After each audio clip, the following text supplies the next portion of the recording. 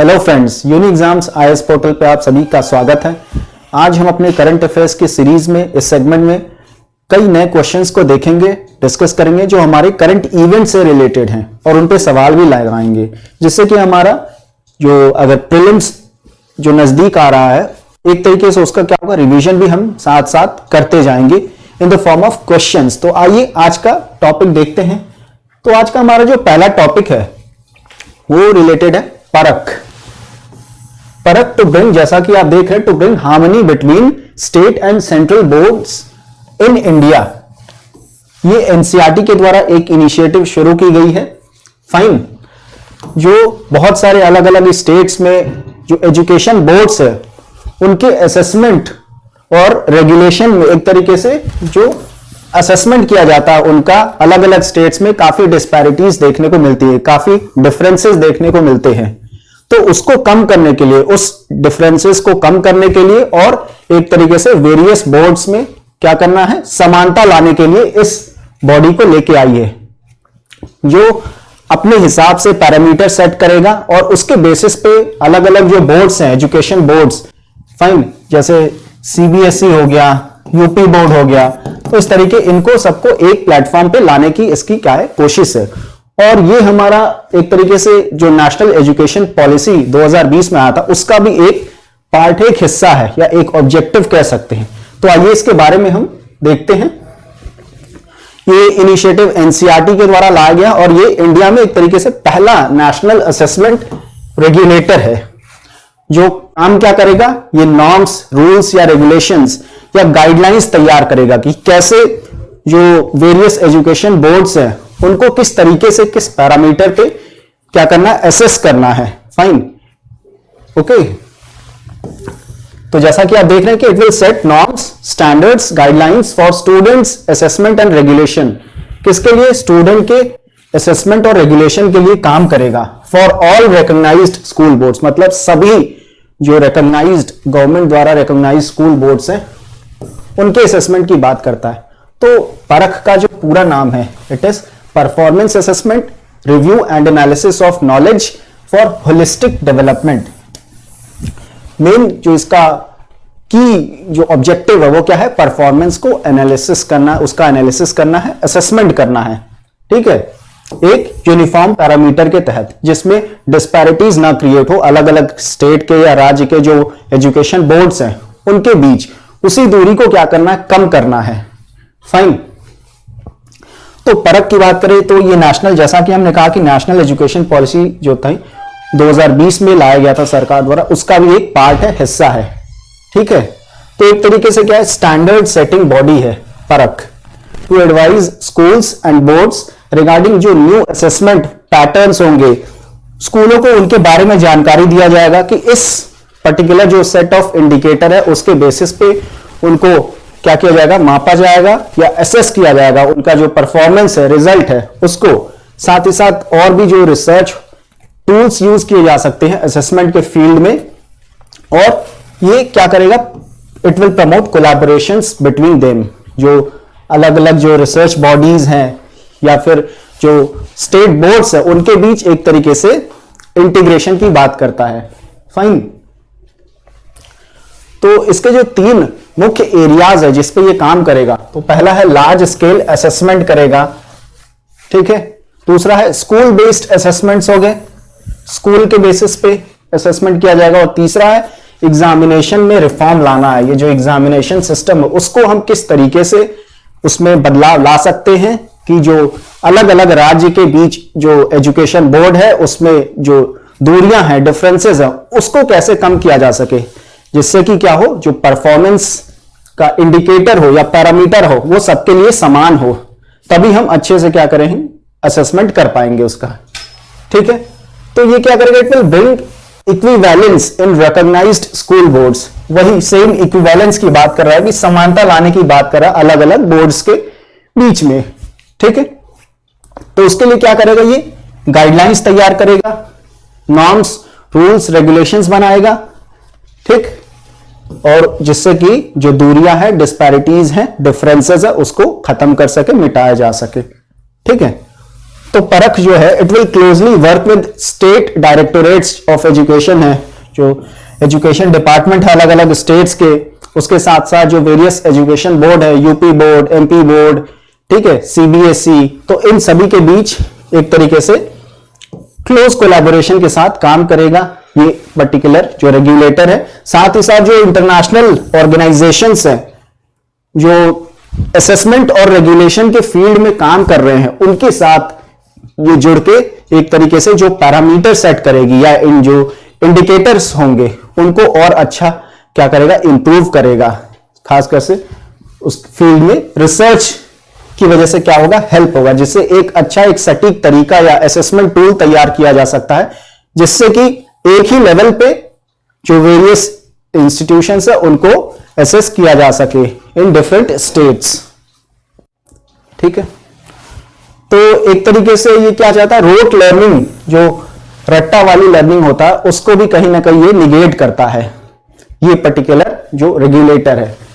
Fine, और 2020 की जो पॉलिसी थी उसमें भी इसकी बात की गई थी। फाइन, तो एक तरीके से ये इंडिया का जो पार्टिसिपेशन है इन इंटरनेशनल जो असेसमेंट बॉडीज हैं उनके साथ जुड़ के ये मतलब और अच्छे से काम करेगा on assessment and regulation of education, जो सिस्टम है किस तरीके से रिफॉर्म लाया जा सके, बदलाव किया जा सके। ठीक है, तो कुछ नाम है यहां पे आप देख सकते हैं, programme for international student assessment, इसके साथ इंडिया पार्टिसिपेट करेगा, और trends in international mathematics and science study. In particular इनसे और भी बहुत सारे इंस्टीट्यूशंस है जिसके साथ इंडिया मिलके काम करेगा और एक बेहतर रेगुलेटरी सेटअप तैयार करने की मतलब असेसमेंट टूल तैयार करने के लिए क्या करेगा, वर्क करेगा। फाइन, तो आइए सवाल देखते हैं। विद रेफरेंस टू परख कंसिडर द फॉलोइंग स्टेटमेंट। पहला हमारा, India's first national assessment regulator which will set norms and guidelines in the education sector. ये क्या बिल्कुल सही स्टेटमेंट है हमारा। फाइन, पहला ऐसा नेशनल असेसमेंट रेगुलेटर है इंडिया का। ठीक है, दूसरा क्या कह रहा है कि it has been announced by NCERT to help remove disparities in scores of students enrolled within CBSE boards. पहली बात तो ये सीबीएसई बोर्ड के लिए नहीं है, ठीक है, वैसे तो एनसीईआरटी के द्वारा लाया गया है, बट ये सीबीएसई बोर्ड्स के स्कूलों के लिए ही सिर्फ नहीं है, बल्कि जो अदर बोर्ड्स है, स्टेट बोर्ड्स, सबको असेस किया जाएगा इस पर्टिकुलर रेगुलेटर के द्वारा। तो ये हमारा इनकरेक्ट हो जाता है। फाइन, तो यहां से चूंकि हमसे करेक्ट ऑप्शन पूछा जा रहा है तो one only, that is a, ये हमारा सही आंसर होगा। आप किसी भी मीडियम में अपने हिसाब से इसको देख सकते हैं, सॉल्व कर सकते हैं। ठीक है, तो हम आगे बढ़ते हैं।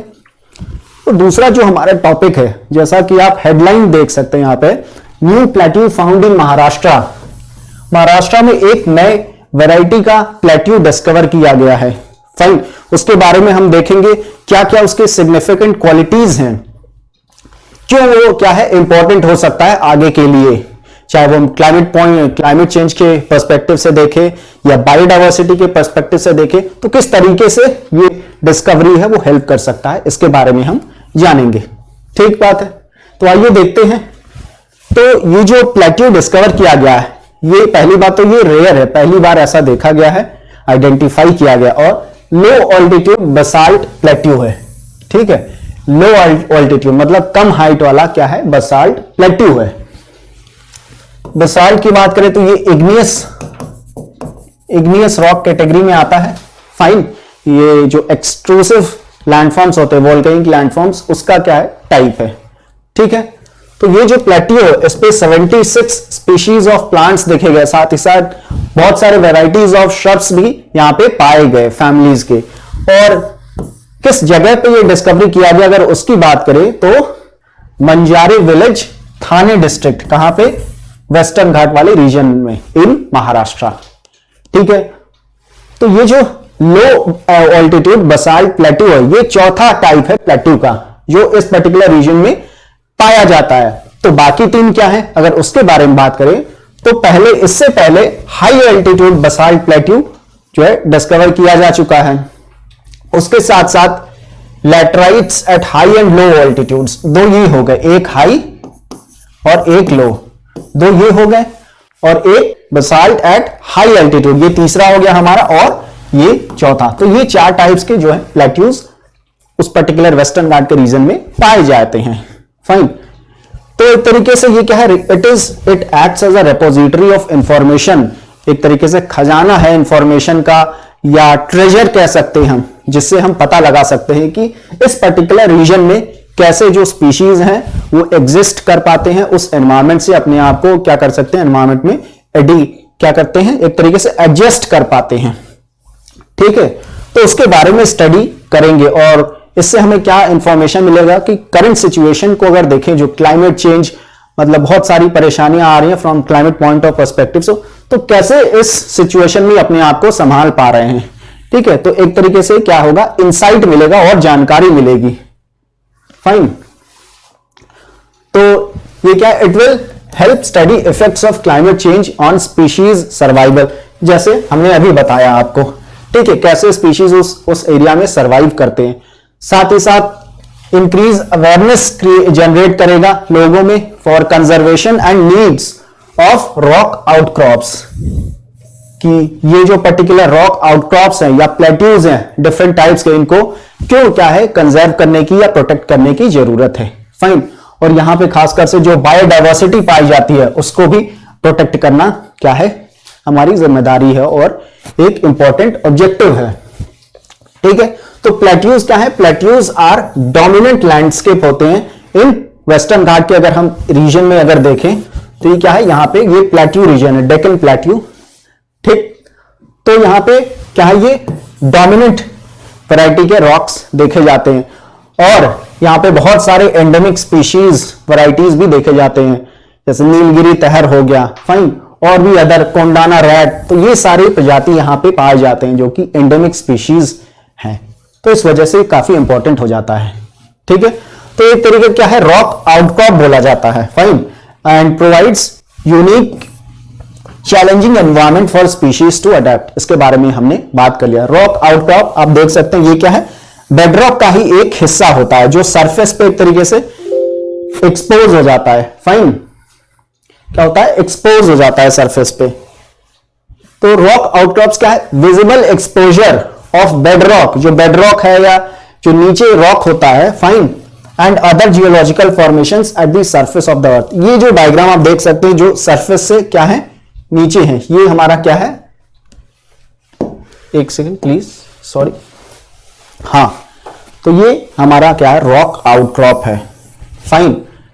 ये बेडरॉक का हिस्सा होता है और कई जगहों पे ये देखा जाता है कि मान लीजिए ये बेडरॉक है, तो धीरे धीरे क्या होता है, बहुत सारे जो वेजिटेशन या फॉसिल्स धीरे धीरे क्या होता है, इस पर डिपोजिशन होने लगता है फाइन, रिवर्स के द्वारा या और भी जो एजेंट्स है। तो बेडरॉक जो है हमारा नीचे दब जाता है एक तरीके से बात करें। बट कुछ केसेस में ड्यू टू इरोजन कह सकते हैं, जब हमारा इरोजन का रेट क्या होता है, वेदरिंग से ज्यादा हो जाता है, rate of erosion is greater than weathering, तो क्या हो जाते हैं कई केसेस में ये सरफेस जो बेडरॉक वाला हिस्सा है वो एक्सपोज हो जाता है, मतलब ये इरोड हो गया हमारा ऊपर वाला हिस्सा, अब बचा क्या, ये बेडरॉक। तो ये हमें सरफेस के ऊपर दिखता है, इसी को हम आउटक्रॉप के नाम से जानते हैं। फाइन। तो आइए आगे देखते हैं कि दीज आउटक्रॉप्स यहां पे सीजनल वाटर अवेलेबिलिटी, काफी ज्यादा सिचुएशंस, मुश्किल सिचुएशंस देखे जाते हैं अगर एनवायरमेंट पॉइंट ऑफ व्यू से देखें। लिमिटेड सॉइल और न्यूट्रिएंट्स भी काफी कम मात्रा में होती हैं, तो इस वजह से ये एक मतलब यूनिक या आइडियल लैब कह सकते हैं का काम करता है, जहां पे जिसको हम स्टडी कर सकते हैं और उस पूरे एनवायरमेंट के बारे में जान सकते हैं कि किस तरीके से जो वहां पे प्रजातियां पाई जा रही हैं प्लांट के या एनिमल के, वो कैसे वहां पे एग्जिस्ट कर रहे हैं, सर्वाइव कर पा रहे हैं इन सच एक्सट्रीम सिचुएशंस। ठीक है, तो इस वजह से ये इंपॉर्टेंट हो जाता है हमारा।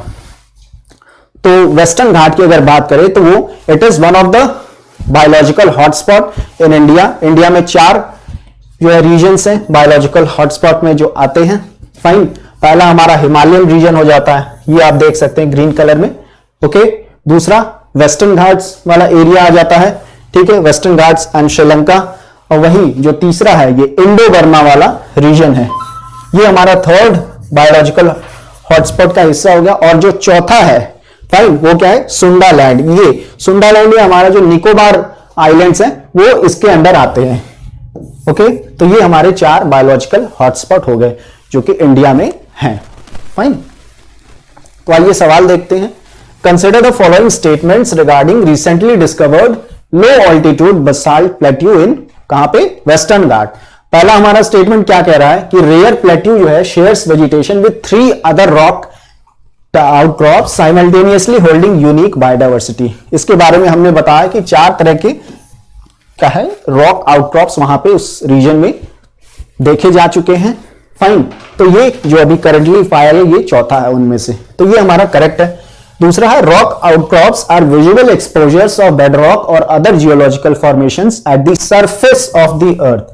ये भी हमारा बिल्कुल सही बात है। रॉक आउटक्रॉप के बारे में हमने बताया कि ये बेडरॉक का हिस्सा हो जाता है जो सरफेस के ऊपर एक तरीके से एक्सपोज हो जाता है ड्यू टू इरोजन के कारण या वेदरिंग के कारण। ठीक है, तो यहां से हमारे दोनों ऑप्शंस दैट इज सी क्या हो जाएगा, करेक्ट हो जाएगा, क्योंकि यहां पे करेक्ट पूछा जा रहा है। ठीक है, सॉरी। तो आइए अगले टॉपिक पे चलते हैं। अगला टॉपिक हमारा है 4th इंडस्ट्रियल रेवोल्यूशन से जो जुड़ा हुआ। रिसेंटली क्या हुआ, हैदराबाद को एक तरीके से सेंटर के रूप में नामित किया गया वर्ल्ड इकोनॉमिक फोरम द्वारा, और ये क्या है, इंडिया का first 4th industrial revolution centre on health care and life sciences, मतलब इस थीम से जुड़ा हुआ इंडिया में ये पहला ऐसा सेंटर होगा। फाइन, इस नेटवर्क का। तो आइए इसके बारे में हम जाने। ये WEF द्वारा चूज किया गया है वर्ल्ड इकोनॉमिक फोरम जिसको बोलते हैं। करेंटली इसका दावोस स्विट्जरलैंड में इसकी जो मीटिंग चल रही है। फाइन, तो हैदराबाद तेलंगाना में ये सेंटर स्टैब्लिश किया जाएगा जिसको क्या बोला जा रहा है, centre for 4th industrial revolution, या शॉर्ट फॉर्म में C4IR। ठीक है, तो ये जो है 18वां सेंटर है अगर ग्लोबली हम देखें तो। This is the 18th centre to join this particular network, और ये जो 18 सेंटर है वो लगभग 4 कॉन्टिनेंट्स में क्या है, फैले हैं या विस्तारित हैं।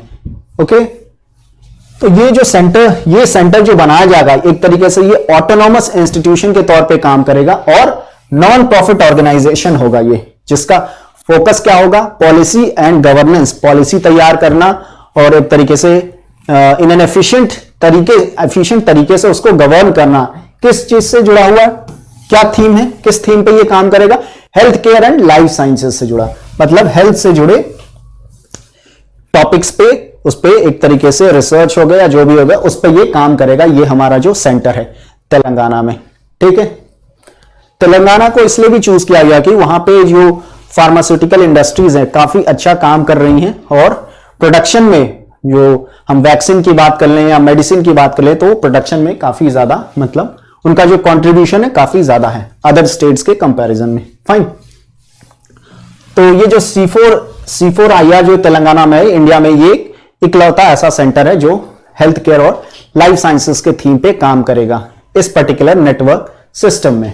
फाइन, तो इसको इस पर्टिकुलर सेंटर को सपोर्ट मिलेगा किसके द्वारा, जो फोरम है, forums global network of centre, उसके द्वारा। साथ ही साथ जो तेलंगाना स्टेट है और सेंट्रल गवर्नमेंट का भी सपोर्ट मिलेगा, जिससे कि वो सही तरीके से काम कर सकती है हेल्थ केयर के सेक्टर में, और अच्छे इनोवेशंस के साथ, रिसर्च के साथ अच्छे रिजल्ट्स लेके आ सकती है, जिससे क्या होगा, ग्लोबली सबका क्या होगा, भला होगा। फाइन, तो एक तरीके से ये क्या है, की प्लेयर बन जाएगा। अब ग्लोबल लेवल पे अगर देखें तो इन स्टेक होल्डर एंगेजमेंट, बहुत सारे जो स्टेक होल्डर्स हैं, इंडस्ट्रीज, एक्सपर्ट्स, कंट्रीज, सब आके यहां पे एंगेज करेंगे और एक दूसरे से इंफॉर्मेशन शेयर करेंगे, और एक तरीके का इन सभी स्टेक होल्डर्स के बीच एक ब्रिज, या कंट्रीज के बीच एक ब्रिज का काम करेगा। फाइन, जो एक तरीके से जोड़े रखेगा सबको बिटवीन पब्लिक सेक्टर और एसएमईज, जो स्मॉल मीडियम एंटरप्राइजेस हैं, उनके आधार, और इससे जॉब अपॉर्चुनिटीज भी क्रिएट होंगी किस सेक्टर में, हेल्थ सेक्टर में। बहुत सारे अपॉर्चुनिटीज भी देखने को मिलेंगे आगे जाके। फाइन, तो अगर हम 4th इंडस्ट्रियल रेवोल्यूशन की बात करें, जैसे कि इससे पहले 3 इंडस्ट्रियल रेवोल्यूशंस हम देख चुके हैं। फाइन, अगर हिस्ट्री की बात करें हम, तो इसको इंडस्ट्री 4.0 के नाम से भी जानते हैं। तो जो करंट ट्रेंड चल रहा है टेक्नोलॉजी के फील्ड में of automation and data exchange, किसमें, मैन्युफैक्चरिंग और अदर वेरियस जो भी इंडस्ट्रीज है उनमें, तो ये एक तरीके से फोर्थ जो इंडस्ट्रियल रेवोल्यूशन है उसकी बात करता है, डेटा ड्रिवन इंडस्ट्री। ठीक है, तो it is categorised bye integration of advance technologies का एक तरीके से मिला जुला इंटीग्रेशन है या नेटवर्क है या वेरियस फिजिकल ऑब्जेक्ट्स का। ठीक है, जैसे एग्जांपल के तौर पे बात करें तो आर्टिफिशियल इंटेलिजेंस, ओके, जैसा चैट जीपीटी इसका एक एग्जांपल हो जाता है। इंटरनेट ऑफ थिंग्स या आईओटी, ये क्या, नेटवर्क ऑफ डिवाइसेस या फिजिकल डिवाइसेस जिसपे कि डेटा का ट्रांसफर किया जाता है। फाइन, और साथ साथ जो रोबोट्स हो गए, ऑटोनोमस रोबोट जो खुद पे खुद क्या करते हैं, काम कर सकते हैं। फाइन, अपना एक तरीके से ऐसे प्रोग्राम किया जाता है कि वो डिसीजन ले सकते हैं इन मैन्युफैक्चरिंग प्रोसेस। फाइन, तो ये क्या है, फोर्थ इंडस्ट्रियल रेवोल्यूशन है। तो एक तरीके से इसका रिजल्ट क्या होगा कि स्मार्ट फैक्ट्रीज डेवलप होंगे, क्रिएट होंगे इस इनिशिएटिव के द्वारा। And it will monitor and optimize, जो प्रोडक्शन है रियल टाइम उसको मॉनिटर किया जा सकता है इन वेरियस इंडस्ट्रीज। इससे क्या होगा, जो एफिशिएंसी है, प्रोडक्शन है, प्रोडक्टिविटी है, उसको काफी ज्यादा हम बूस्ट कर पाएंगे, इंक्रीज कर पाएंगे। ओके, लेकिन यहां पे एक इश्यू हो सकता है कि ह्यूमन और मशीन जो इंटरेक्शन है वो एक डिबेट का मुद्दा हो सकता है। फाइन, क्योंकि जॉब के पर्सपेक्टिव से देखें तो machines, if machines will overtake human then वो एक क्या है, सीरियस इश्यू आगे बन सकता है। फाइन, तो टेक्नोलॉजिकल इनोवेशंस करंटली जो हम 5G के बारे में बात कर रहे हैं या ब्लॉकचेन हो गया, ये भी एक तरीके से क्या है, की एनेबलर्स हो सकते हैं या प्रवर्तक का काम कर सकते हैं। किसके लिए, फोर्थ इंडस्ट्रियल रेवोल्यूशन के लिए। ठीक है, तो ये आप देख सकते हैं जो 4 इंडस्ट्रियल रेवोल्यूशंस हुए हैं। पहला जो है, पहले में मैकेनाइजेशन की बात हुई थी, जैसे steam engine for example. Second revolution mass production, mass productivity और इलेक्ट्रिसिटी की बात हो रही थी। और थर्ड की बात करें तो इलेक्ट्रॉनिक एंड इंफॉर्मेशन टेक्नोलॉजी में की बात हुई। और जो चौथा रेवोल्यूशन, जो करंट रेवोल्यूशन की बात करें तो वहां पे डेटा ड्रिवन सिस्टम्स जो थे या साइबर फिजिकल सिस्टम्स, ये इसका मेन क्या है, फोकस एरिया है। ठीक, आइए सवाल देखते हैं। With reference to world economic forum centre for fourth industrial revolution consider the statements. पहला क्या है, C4 new Delhi is the only such centre in India with a thematic focus on health care and life sciences. ये statement की अगर बात करें तो ये इनकरेक्ट है। क्यों, क्योंकि ये जो करंटली सेंटर तैयार किया जा रहा है, बनाया जा रहा है, वो किसको, हैदराबाद इन तेलंगाना, नॉट न्यू दिल्ली। तो इस वजह से ये इनकरेक्ट हो जाता है हमारा। दूसरा है, the centre will be autonomous non profit organization focusing on policy and governance. ठीक है, ये हमारा बिल्कुल करेक्ट स्टेटमेंट है, जो कि हेल्थ केयर और लाइफ साइंसेस के सेक्टर में काम करेगा। तो यहां से हमारा आंसर बी हो जाएगा, ओनली 2। आप दोनों ही मीडियम में देख सकते हैं और सॉल्व कर सकते हैं। फाइन, आइए अगले टॉपिक की ओर चलते हैं। अगला टॉपिक, अगर हम इसके बारे में बात करें तो रिसेंटली हमारे जो प्रधानमंत्री हैं, ही डिस्ट्रीब्यूटेड लैंड टाइटल डीड्स, जिसको बोलते हैं या हक्कु पत्र के नाम से जानते हैं, इसको डिस्ट्रीब्यूट किया। किसको, जो बंजारा कम्युनिटी है इनको। फाइन, जो काफी टाइम से ये एक डिमांड थी। तो ये एक शेड्यूल्ड कास्ट ग्रुप में आते हैं अगर स्टेट ऑफ कर्नाटका की बात करें, लेकिन जो इनका रहन सहन है वो ट्राइबल जो कम्युनिटीज है उनकी तरह ये रहते हैं। फाइन, दे आर नोमैडिक, एक तरीके से हम इसको ट्रेडिशनल नोमैडिक ट्राइब्स बोल सकते हैं, जो एक जगह से दूसरे और मूव करते रहते हैं। ठीक है, तो आइए इसके बारे में देखते हैं। सॉरी, तो बंजारा कम्युनिटी है उसको लंबानी कम्युनिटी भी बोला जाता है। फाइन, किस नाम से जानते हैं, लंबानी कम्युनिटी। तो ये नोमैडिक एससी ग्रुप है। फाइन, और ये ज्यादातर अभी कहां पे, ये कर्नाटका में ये लैंड टाइटल डीड्स डिस्ट्रीब्यूट किए गए। Malkhed Kalaburagi district in Karnataka to be specific अगर हम बात करें तो। इससे ये जो लैंड टाइटल है, तो जो कम्युनिटी है, बंजारा कम्युनिटी है, उनकी एक तरीके से फ्यूचर सिक्योर होगी। ये जो डीड मिला, जो जमीन के एक तरीके से कागजात बोल सकते हैं हम इसको। फाइन, और ये जहां पे हैबिटेट होता है इन कम्युनिटीज का, उसको हम ठंडास बोलते हैं। Lambani habitats are called thandas. Fine, तो इसी हैबिटेट का एक तरीके से जमीन को का पत्र दिया गया, जिसको हक्कु पत्र बोला जा रहा है। तो इस पर्टिकुलर कम्युनिटीज के बारे में बात करें तो ये ट्रेडिशनल नोमैडिक ट्राइब्स होते हैं। फाइन। और इनका ज्यादा पॉपुलेशन देखने को मिलता है हमारा कल्याण कर्नाटका रीजन, यहां पे देखने को मिलता है।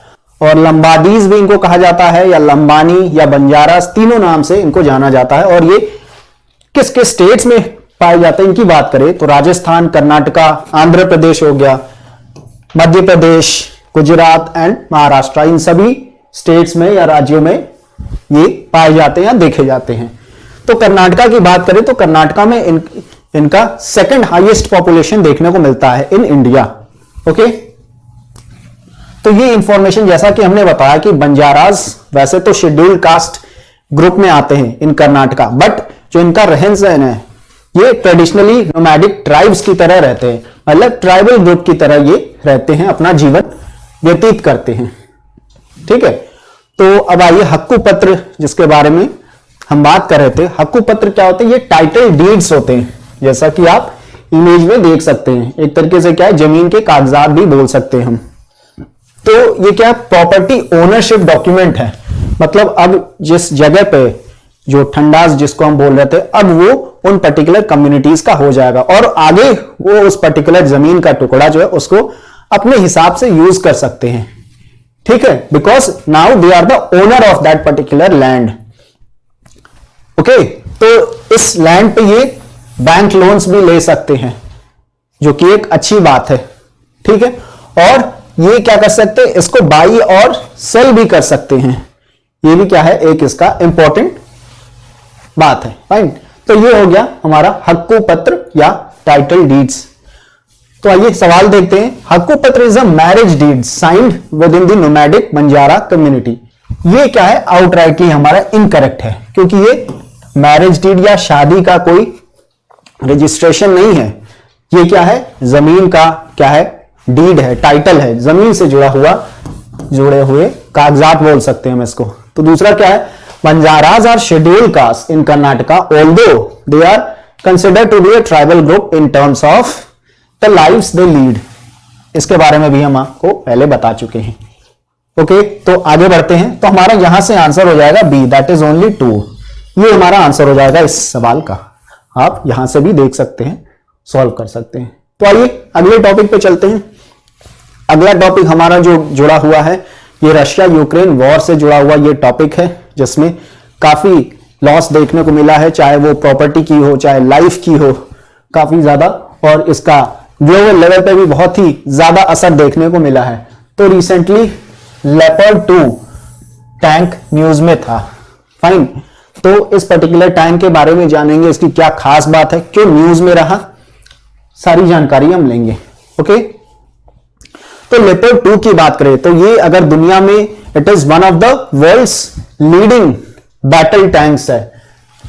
फाइन, लीडिंग बैटल टैंक्स है, जो एक तरीके से जो रिजल्ट है मे बी लड़ाई का या वॉर का, उसको चेंज भी कर सकता है। फाइन, और रशिया को अगर यूक्रेन को ये लेपर्ड 2 टैंक्स मिल गया तो कहीं ना कहीं एक तरीके से रशिया को काफी दिक्कतों का सामना किया जा सकता है, क्योंकि रशिया जो है अभी तक जो सोवियत एरा के टैंक्स थे उसको यूज करती थी। वैसे तो यूक्रेन भी अभी भी सोवियत एरा के ही टैंक्स यूज कर रही है लड़ाई में, बट अगर जो अदर जो कंट्रीज हैं, यूरोपियन कंट्रीज, वो अगर यूक्रेन को ये लेपर्ड 2 टैंक्स दे दे तो मे बी जो है रिजल्ट्स में काफी ज्यादा चेंजेस देखने को मिल सकते हैं। ओके, तो it is used by German army, इसको काफी समय से यूज करते आई है वेरियस मिलिट्रीज या वॉरफेयर सिचुएशंस में। उसके अलावा अगर यूरोप से बाहर भी ये यूज होने को देखने में को मिलता है, खासकर से कनाडा और इंडोनेशिया के पास भी ये टैंक्स मौजूद हैं। ठीक, और इसका यूज अफगानिस्तान कॉन्फ्लिक्ट में भी हुआ था, कोसोवो और सीरिया में भी इस टैंक का यूज किया गया था। फाइन, तो ये जो टैंक है ये डीजल इंजन टैंक है, और इसमें नाइट विजन का भी एक जो फीचर है वो है, जिससे कि रात में भी जो टारगेट है उसको आइडेंटिफाई किया जा सकता है। फाइन, लेजर रेंज फाइंडर भी है, जो और ज्यादा टारगेट करने में ऑब्जेक्ट को हेल्प करेगा, मदद करेगा। फाइन, और साथ साथ जो एम है उसको एक सटीक तरीके से जो है फायर किया जा सकता है अपने एम पे या जो भी टारगेट है। Fine, at a moving target, मतलब चलता हुआ भी अगर टारगेट है तो उसको भी आइडेंटिफाई कर सकता है और अटैक कर सकता है उस पर और डिस्ट्रॉय कर सकता है। ठीक है, while travelling on a rough terrain, जबकि ये प्लेन टेरेन या प्लेन समतल एरियाज की बात नहीं कर रहा है, ये जो रफ पहाड़ी एरिया या उस तरीके की जगह हो तो वहां भी ये काम कर सकता है बहुत अच्छे से। इसी वजह इसको मतलब बोला जा रहा है, ये यूक्रेन इसका डिमांड कर रहा है यूरोपियन कंट्रीज से कि ये उनको प्रोवाइड करे, जिससे कि इसका यूज करके रशिया को वो यूक्रेन रोक सके। फाइन, तो कैसे मददगार हो सकता है ये? जैसे कि हमने कहा कि अभी तक जो है दोनों ही सोवियत एरा के टैंक्स यूज करते हैं, तो लेपर्ड एक तरीके से एक स्टेप फॉरवर्ड मूव होगा। फाइन, इन टर्म्स ऑफ अगर हम वॉरफेयर कैपेबिलिटी की बात करें या टेक्नोलॉजी की बात करें, ठीक है, तो इसका जो सप्लाई है ज्यादातर यूरोप से ही होता है, यूरोप में ही बनता है। इसके जो भी स्पेयर पार्ट्स हैं या कंपोनेंट्स हैं आसानी से यूरोप में अवेलेबल है, क्योंकि बहुत सारे यूरोपियन कंट्रीज के पास ये पर्टिकुलर टैंक है और वहां पे इसका रिपेयरिंग वगैरह सब कुछ होता है। फाइन, तो एक तरीके से काफी आसान है ये यूक्रेन के लिए, अगर कुछ भी गड़बड़ी आती है तो उसको एक तरीके से, चाहे वो ट्रेनिंग की बात हो इस पर्टिकुलर टैंक से या अदर जो भी एस्पेक्ट्स हो। फाइन, तो एक तरीके से जो आर्टिलरी पावर है यूक्रेन का, उसको और ज्यादा बढ़ा सकती है, बूस्ट कर सकती है। फाइन, तो इसके एडवांटेजेस की बात करें तो मास प्रोड्यूस किया जा सकता है इसका और यूक्रेन में भेजा जा सकता है। खासकर से हमने पहले बताया कि रिपेयर आसानी से हो जाएगा, जो भी लॉजिस्टिक्स इसके लिए चाहिए वो आसानी से मिल जाते हैं यूरोप में।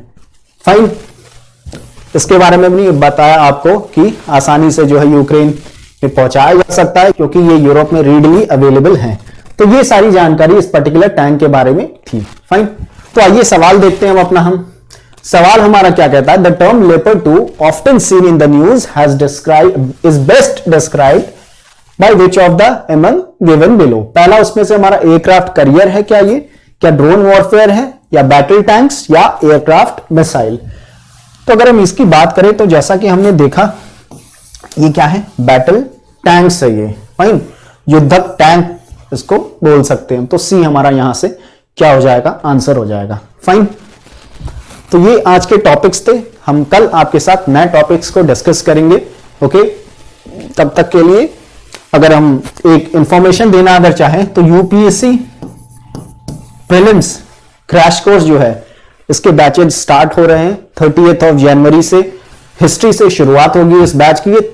लगभग 3 महीने का ये बैच आपको है, जिसमें प्रॉपर स्ट्रक्चर्ड मैनर में जो भी कोर्स हैं यूपीएससी प्रीलिम्स के पॉइंट ऑफ व्यू से सारा कुछ आपको कवर किया जाएगा, जिससे आपको प्रीलिम्स क्लियर करने में कोई बाधा महसूस ना हो या आपके लिए हर्डल ना बने। क्यों? क्योंकि इस कोर्स का जो डिजाइन है इस तरीके से किया गया है कि पहली बात तो ये आपको जो पढ़ाया जाएगा इसमें ये सिलेक्टेड जो ऑफिसर्स हैं उनके द्वारा पढ़ाया जाएगा और सिलेबस को ध्यान में रखते हुए डिजाइन किया गया है।